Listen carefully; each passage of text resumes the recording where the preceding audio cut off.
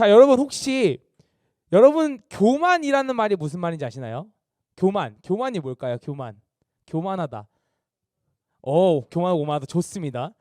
전나님이 이런 단어를 볼 때마다 항상 찾아보는 게 뭐냐면 네이버 사전을 뒤져봐요. 그래서 교만이 사실 뭘까라는 데 찾아보니까 이렇게 적혀있더라고요. 사전에 잘난 체하며 뽐내고 건방짐이라고 이야기합니다. 마치 막 자기가 뭐가 된 것처럼 남들을 무시하고 비하고 그래서 난 너보다 나은 사람이라면서 약간 뽐을 내는, 오히려 그 상대방을 깎아내리면서 자기를 드높이는 사람들을 교만한 사람이라고 이야기하더라고요. 그래서 이 교만함을 대체 끊어내기 위해서 무엇을 해야 되냐라고 하면서 쭉쭉 한번 이렇게 서적들 좀 찾아봤어요. 대부분의 이야기가 뭐냐면 교만을 끊어내기 위해서는 바로 겸손해야 한다라고 얘기하더라고요. 그런 걸 자기 자신을 낮은 걸 인정하고 이렇게 상대방을 존중해주면서 나아가라고 이야기합니다. 근데 여러분 그렇잖아요. 우리는 다 각자 다르지 않나요? 하나님께서 다 다르게 창조해내시고 다 다르게 만들어내셨죠. 그리고 여러분 그거 믿으시죠? 제 친구 중에 쌍둥이가 있어요. 두 친구가 있는데 그 이름이 대한민국인데 이 두 친구가 재미있는 게 한 가정 한 부모에 낳은 아들입니다. 진짜 일란성 쌍둥이에요.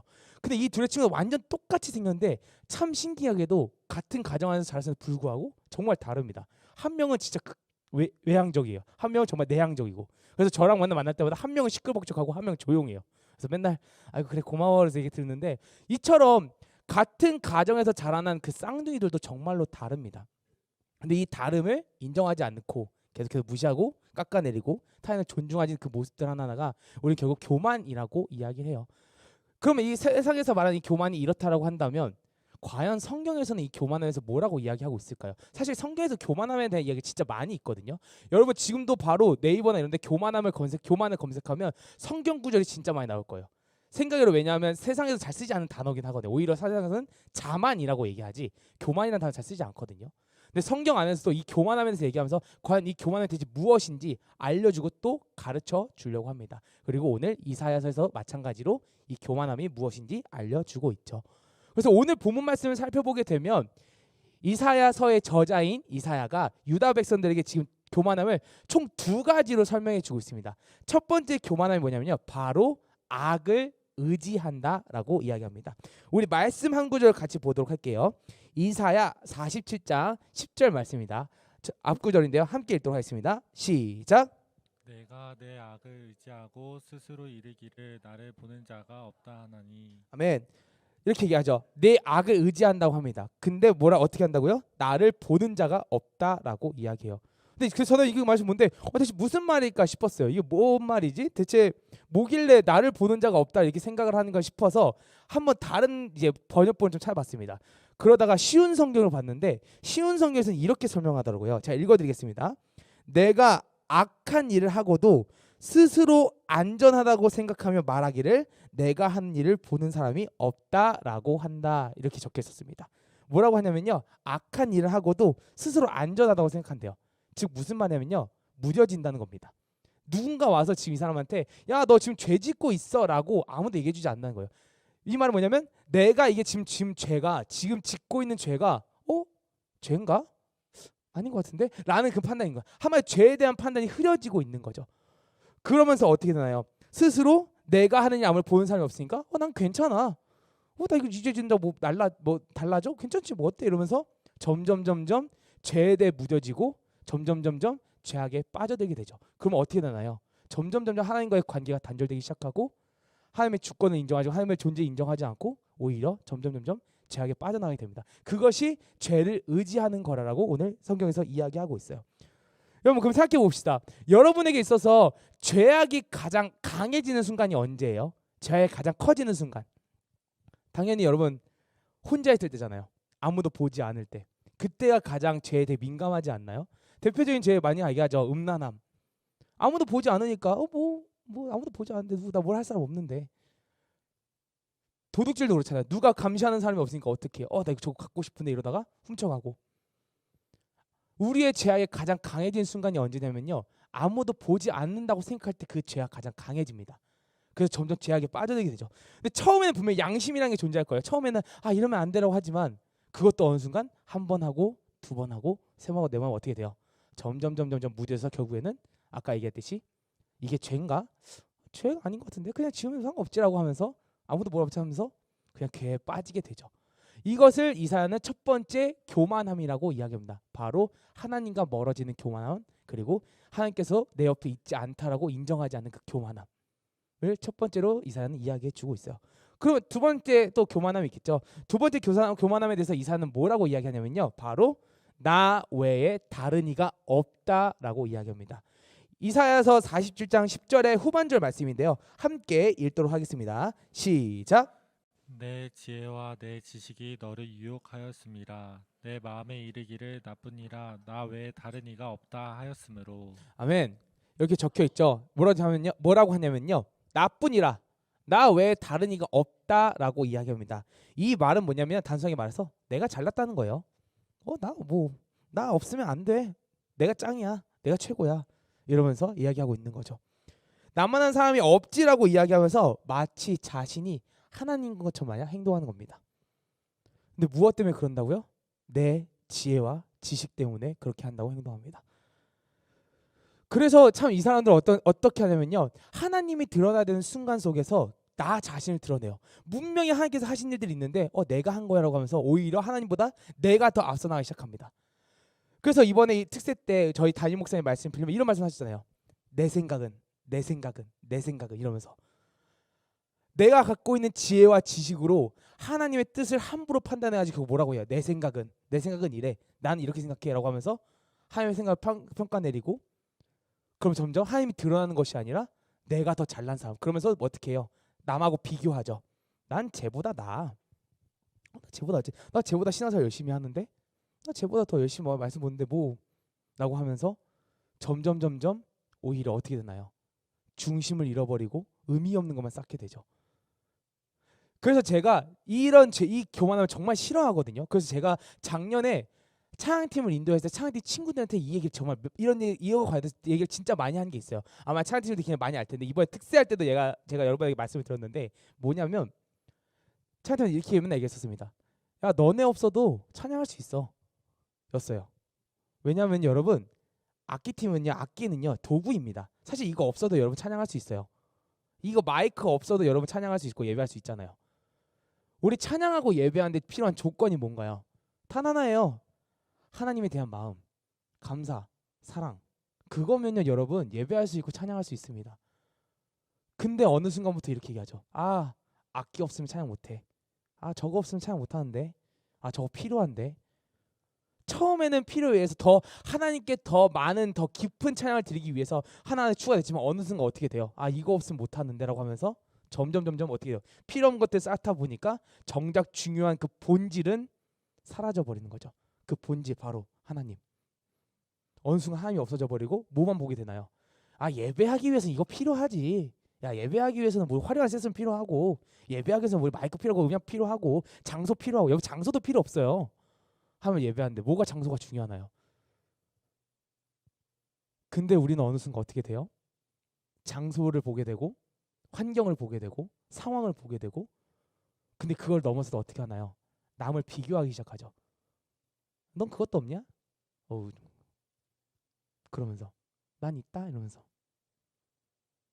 그렇게 무뎌지죠. 그렇게 교만해지죠. 그래서 어느 순간 어떻게 돼요? 마치 내가 하나님인 것처럼 내 뜻이 하나님인 것처럼 정작 중요한 하나님은 존재하지도 않으면서 그렇게 살아갑니다. 그 교만함을 이사야는 두 번째 교만함이라고 이야기해요. 바로 자신을 드러내고 자신이 더 중요하고 자신 생각이 무조건 맞다고 하는 그 교만함을 보여줍니다. 그래서 이사야는 총 두 가지 설명을 얘기해줘요. 첫 번째는 아까 말했듯이 하나님과 멀어지는 악을 의지해서 멀어지는 교만함을 얘기하고요. 두 번째로는 자신을 드러내고 자신을 뽐내고 결국 자신이 더 낫다라고 얘기하는 그 교만함을 두 가지를 설명해 줍니다.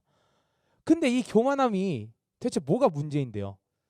여러분 이제 우리 교만해서 안 좋게 생각을 하고 있으니까 사실 그럴 수 있었는데 이 교만함을 다르게 보면 어떤 사람은 이렇게 얘기도 해요. 자존감이 높은 사람들이다.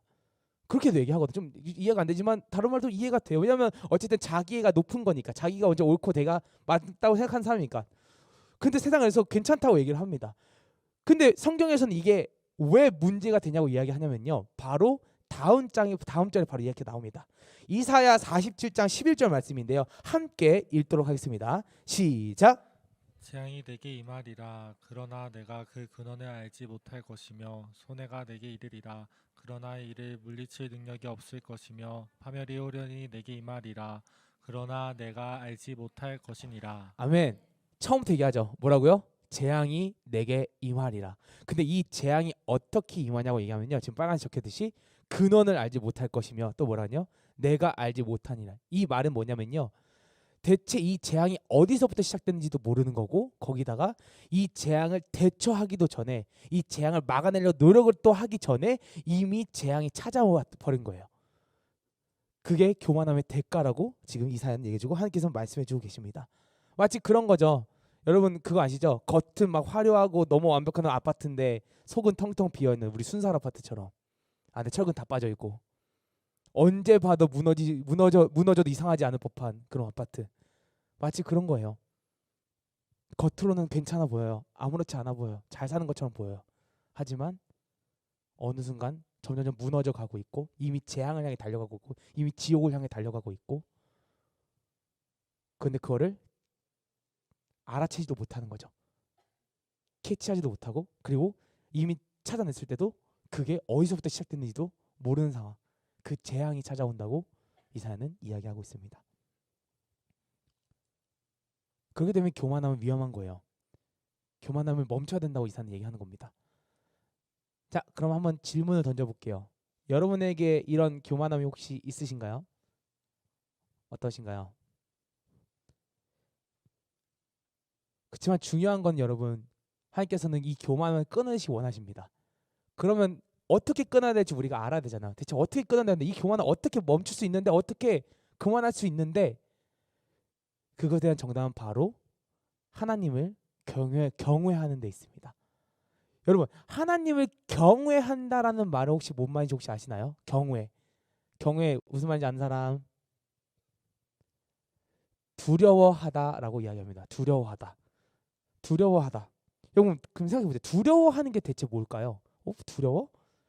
전도사님이 되게 조카가 많거든요. 전도사님이 이제 큰 형이랑 좀 나이 차이가 많이 나서 조카가 벌써 5명인데 그중에 첫째 조카가 고2입니다. 저랑 11살 차이 나요. 그래서 그런 친구가 있고 고2 친구가 한 명 있고 그다음에 이제 쭈루쭈루 있는데 거기에 막내가 있어요. 저희가 5남매인데 남자애만 4명이고 막내 여자아이가 있습니다. 엄청 이뻐요. 그래서 그 친구를 만날 때마다 제가 막 반갑게 인사를 다 합니다. 안녕 잘 지냈어 하면 울어요.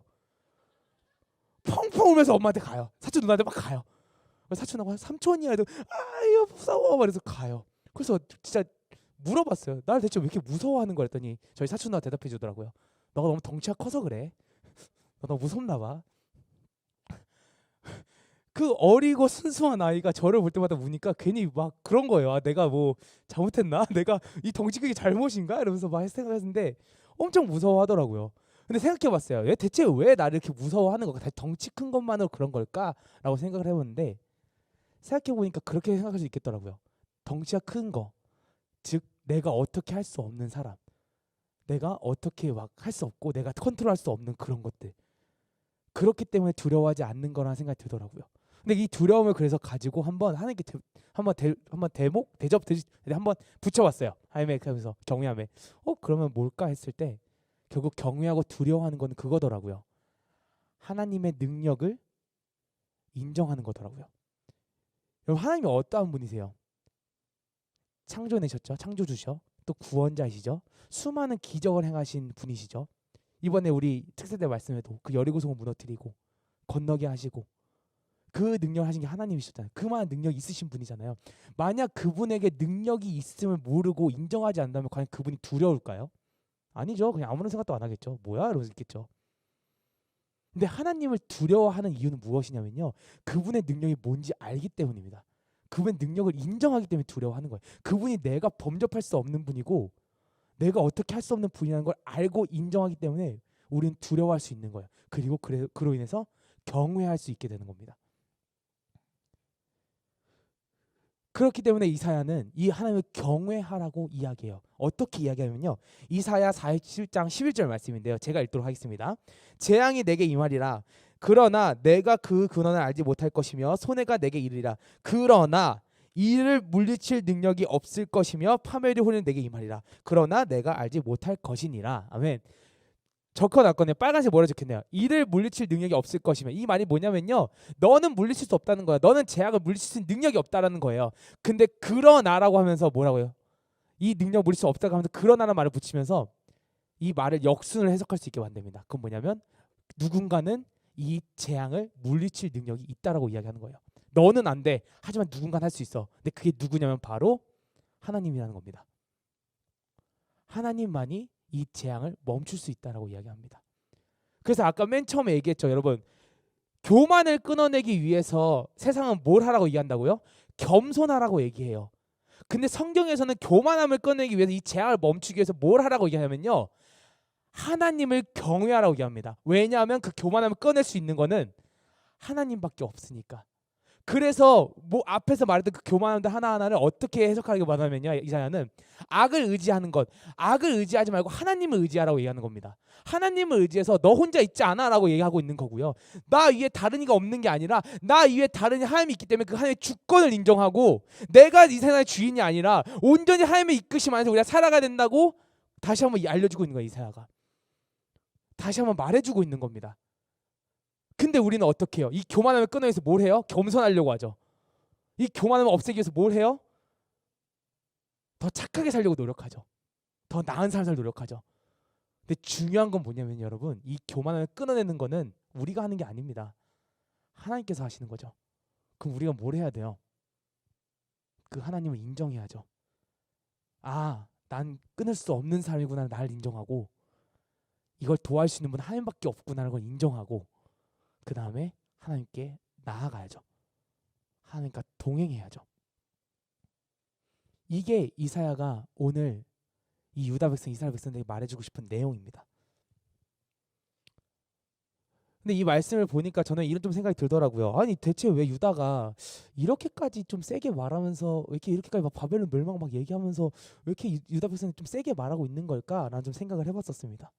사실 여러분, 제가 이제 말씀 초반에 이 지금 배경에는 잠깐 설명을 안 해줬는데 간단하게만 설명을 해주면, 지금 이 이사야서에 나오는 유다 백성, 이스라엘 백성 같은 편인데 유다 백성이 지금 어떤 상황이냐면요, 바벨론이라고 하는 굉장히 강한 나라에 지금 포로로 잡혀 있는 상황입니다. 그리고 바벨론이 어떠한 나라냐면요, 하나님을 굉장히 무시한 나라였어요. 그냥 자기 마음대로 행하고 악을 행하고 했던 나라입니다.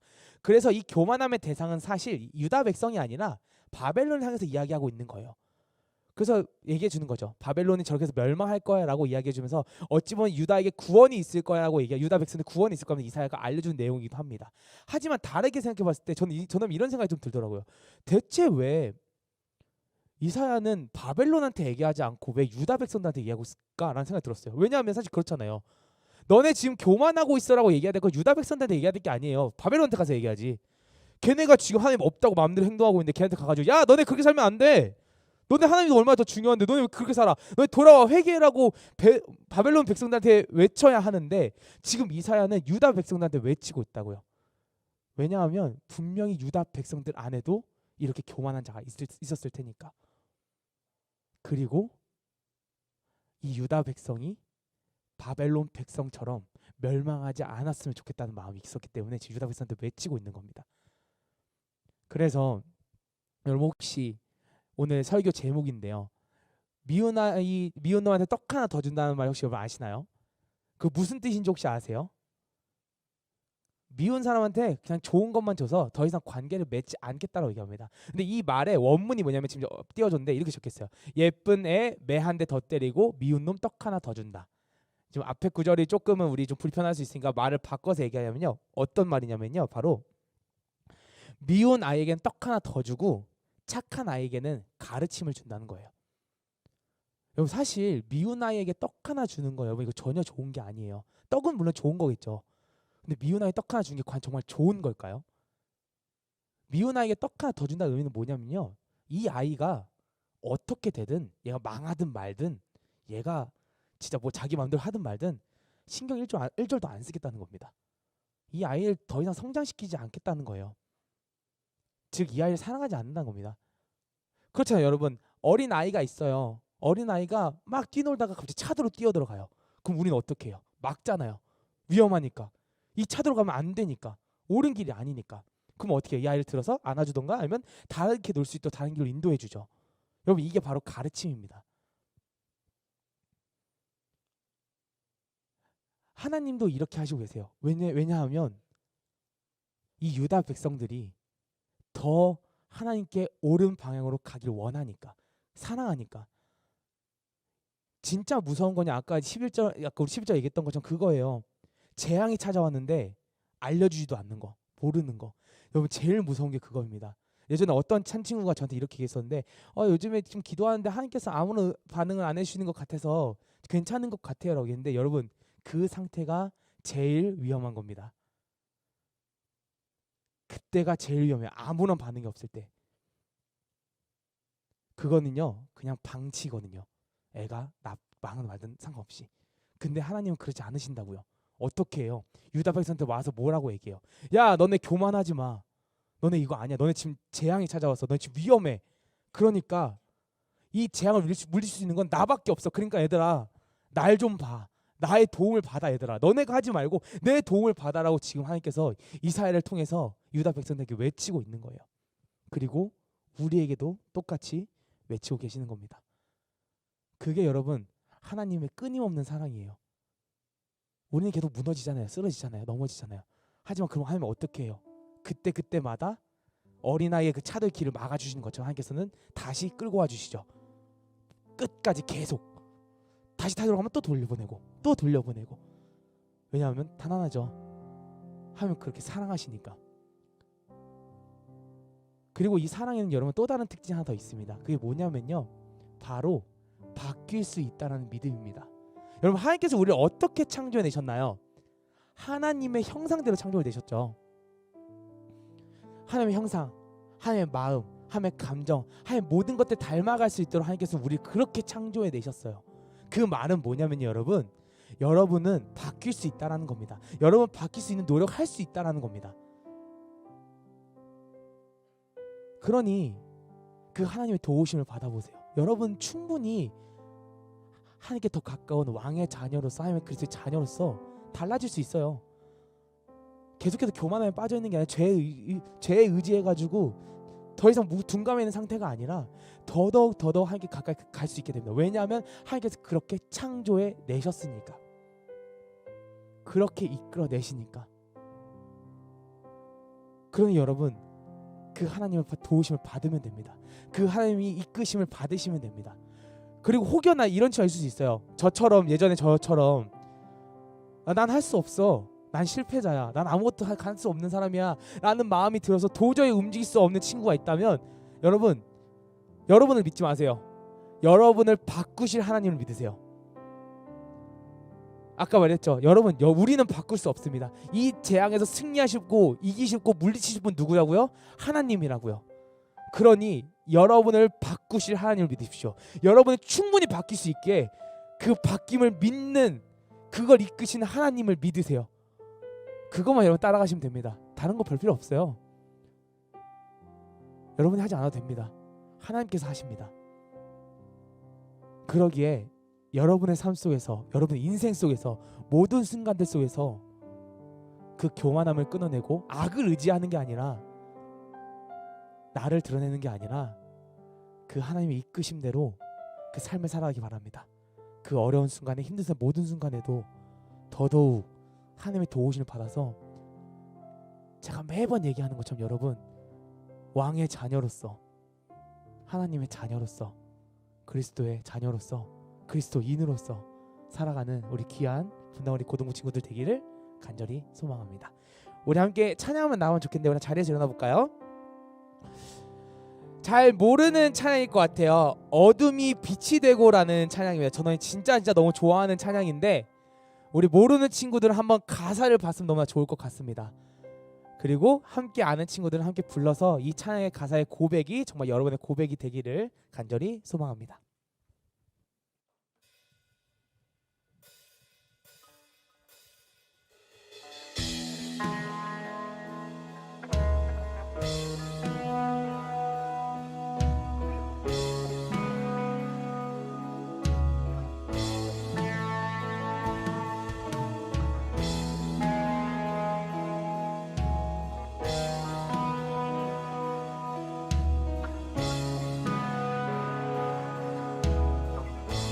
우리 함께 찬양해 볼까요? 사랑이 느껴지지 않고,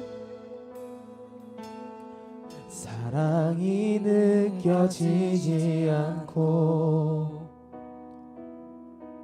어둠이 깊이 내려앉을 때 두드리고 또 두드려도 듣지 않고 떠나가네. 우리 처음 될까요? 사랑이 느껴지지 않고, 사랑이 느껴지지 않고,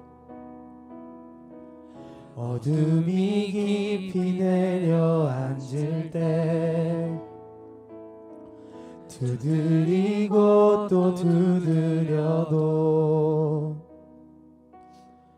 듣지 않고 떠나가네. 찬양 나갑시다. 마음속 깊은 곳, 마음속 깊은 곳, 두드리는 소리 따라 그곳에 계신 주, 여전히 날 사랑해. 주님을 배우니 어둠이 빛이 되고, 주께서 말씀으로 나를 꼭 붙드시네.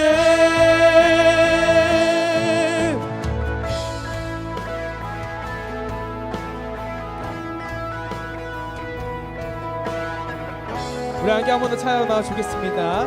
지금껏 내가 보고 느낀, 지금껏 내가 보고 느낀, 어둠을 물리치신 주님, 그분이 나를 사랑하심, 이제는 잊지 않겠네. 우리 찬양 나아갑시다. 마음속 깊은 곳, 마음속 깊은 곳, 두드리는 소리 따라 그곳에 계신 주, 여전히 날 사랑해. 주님을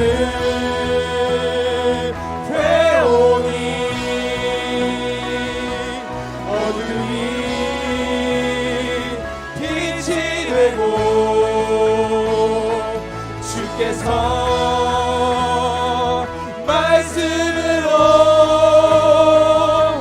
나를 꼭 붙드시네. 우리 함께 찬양합시다. 변하지 않는 주님의, 변하지 않는 주님의 사랑, 그 사랑으로 구원받았네. 나 사는 동안 모든 찬양이 주님께 들려 주의 기쁨 되기. 변하지 않는 주님의 사랑, 그 사랑으로 구원받았네. 나 사는 동안 모든 찬양이 주님께 들려 주의 기쁨. 한 번 더 찬양합시다. 변하지 않는 주님의 사랑, 그 사랑으로 구원받았네. 나 사는 동안 모든 찬양이 주님께 들려 주의 기쁨 우리 마지막으로 한번 찬양합시다. 변하지 않는 주님의 사랑 그 사랑으로 구원받았네. 나 사는 동안 모든 찬양이 주님께 들려 주의 기쁨 우리 목소리로 찬양해볼까요? 변하지 않는 주님의 사랑 그 사랑으로 구원받았네.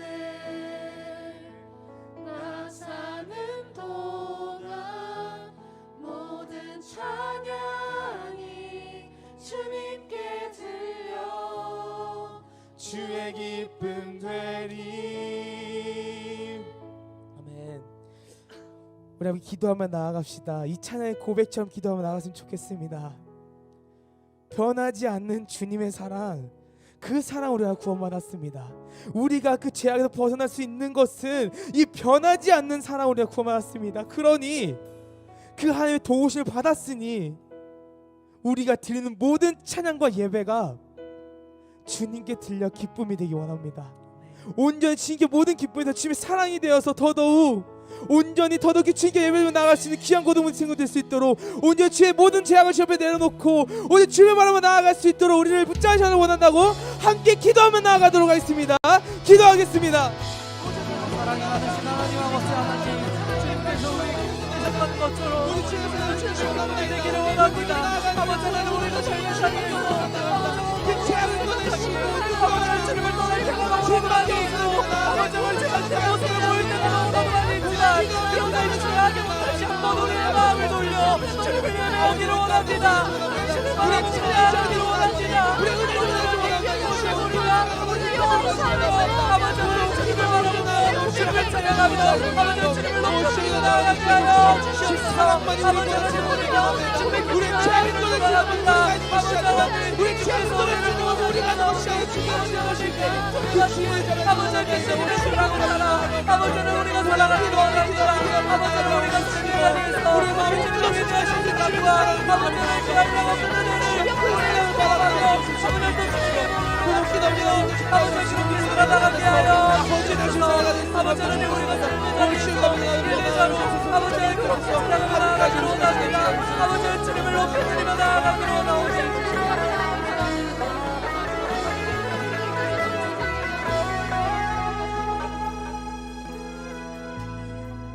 아버지 그렇습니다. 그 교만함을 끊어낼 수 있는 건 우리가 하는 게 아닙니다. 우리가 할 수 없습니다. 주님만이 끊어낼 수 있습니다. 그러니 주여 그 사실을 믿고 의지하며 나아가오니 주님을 경외하며 나아가오니 주님 도와주시옵소서. 그 죄악을 끊어내고 주님께서 처음 창조해내셨던 하나님의 형상대로 하나님을 닮아갈 수 있도록 주님 도와주시옵소서. 주님을 경외합니다. 주님만을 의지합니다. 우리의 힘과 능력 의지하지 않습니다. 우리를 변화시킬 주님만을 의지합니다. 이 나약한 자가 주여 그 사랑을 하오니 끝없이 드리는 예배와 찬양 모든 것들을 주님 기쁨으로 받아주시고 사랑으로 받아주시옵소서. 더더욱 저희를 이끌어 주시옵시고 함께하여 주시옵소서. 너무나도 감사드리며 사랑이시고 우리 주인 되시고 우리 모든 것 되신 예수님으로 기도드렸습니다.